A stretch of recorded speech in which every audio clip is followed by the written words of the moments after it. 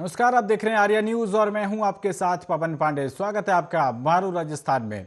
तो बड़ी खबर के साथ बुलेटिन का आगाज करते हैं। राजस्थान के पूर्व डिप्टी सीएम सचिन पायलट इन दिनों चर्चा में बने हुए हैं। 3 दिन पहले पायलट ने दिल्ली में टेरिटोरियल आर्मी यानी कि प्रादेशिक सेना में कैप्टन पद पर प्रमोशन के बाद कॉम्बैट यूनिफॉर्म में ड्रिल में हिस्सा लिया और इसके एक दिन बाद ही टोंक के धास गांव में 1.5 मिनट में 51 मीटर लंबा साफा बांधकर सभी को हैरत में कर दिया।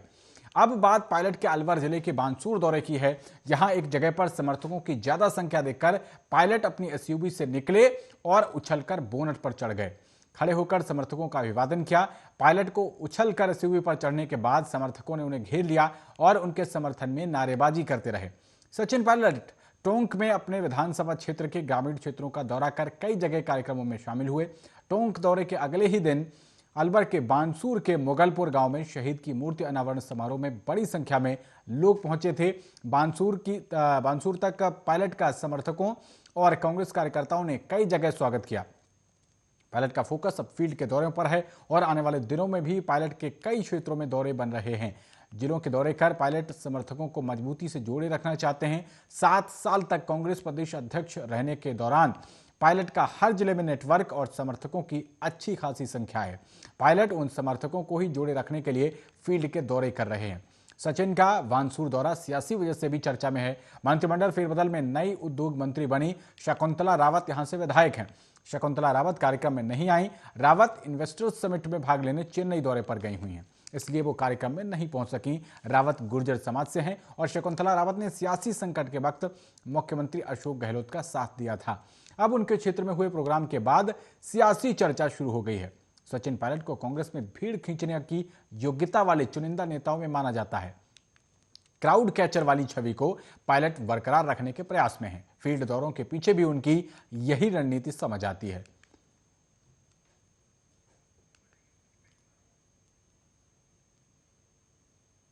तो प्रदेश में बढ़ते अपराध को लेकर बीजेपी ने कांग्रेस सरकार पर हमला बोला है। बीजेपी प्रवक्ता और विधायक रामलाल शर्मा ने सरकार को आड़े हाथों लेते हुए कहा है कि प्रदेश में एक भी जिला ऐसा नहीं है जहां अपराध नहीं होता हो। आए दिन प्रदेश के विभिन्न जिलों में लूटपाट, मारपीट, मर्डर जैसी घटनाएं हो रही हैं, लेकिन प्रदेश सरकार इन मामलों को लेकर गंभीर नहीं है। प्रदेश में पहली बार ऐसा हो रहा है कि सूर्यास्त के बाद लोगों का घरों से निकलना भी मुश्किल हो गया है।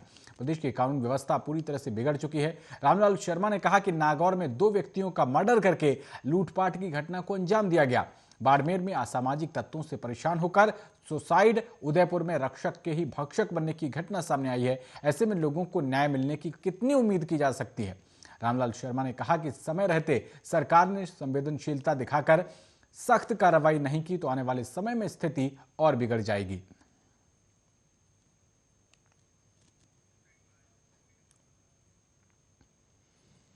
आगे बढ़ते हैं। राजस्थान में कोरोना के केस रोज बढ़ते जा रहे हैं। नए वेरिएंट ओमिक्रॉन के मरीज भी सामने आने लगे हैं और ऐसे में तीसरी लहर आने का खतरा बढ़ गया है।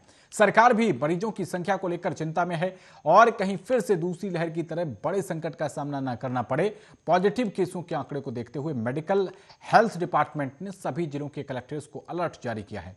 Principal secretary health Akhil Arora की ओर से एक आदेश जारी करते हुए सभी कलेक्टर्स को जिलों के हॉस्पिटल्स में दवाइयों और ऑक्सीजन का पर्याप्त स्टॉक रखने और सेंसिटिव एरिया में टेस्टिंग और ट्रेसिंग बढ़ाने के लिए निर्देश जारी किए गए हैं। पिछले दिनों मुख्यमंत्री अशोक गहलोत के साथ हुई कोविड मैनेजमेंट कमेटी की बैठक में मौजूद विशेषज्ञों ने सलाह दी थी कि राजस्थान में जिस तेजी से केस आने लगे हैं, ये थर्ड वेव की कॉल बेल बजने के समान है।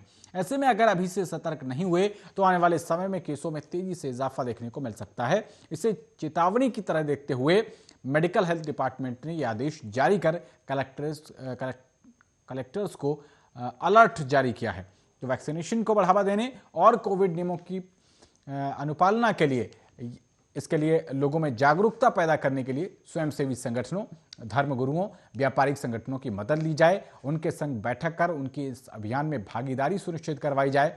मुख्यमंत्री चिरंजीवी स्वास्थ्य बीमा योजना के अंतर्गत कोरोना के उपचार को भी शामिल किया गया है।